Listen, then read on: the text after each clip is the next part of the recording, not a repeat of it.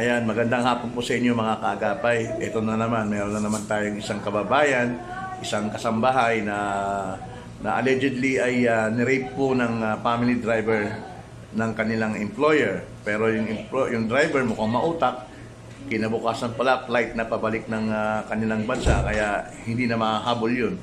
Nagbunga ngayon yung kanyang yung ginawa sa kanya. Ayan, 5 buwan na.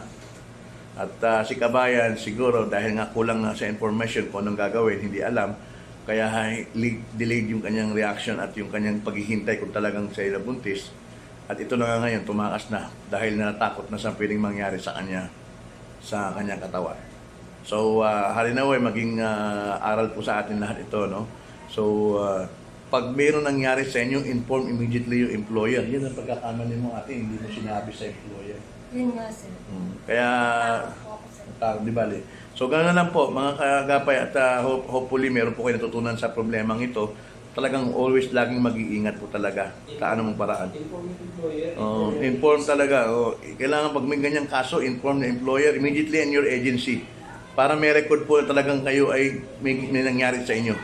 Kasi pag pinalagpas nyo ng mahabang yan, baka isipin na kayo gumagawa lang ng invento lang ng salita, ng kwento. Ginusto mo. Okay? Sige po, magandang hapon po sa inyo lahat mga kaagapay. At ito po si Kaagapay Bong, kasama Kaagapay Orly. Ayan po. Okay. Magandang hapon po sa inyo lahat.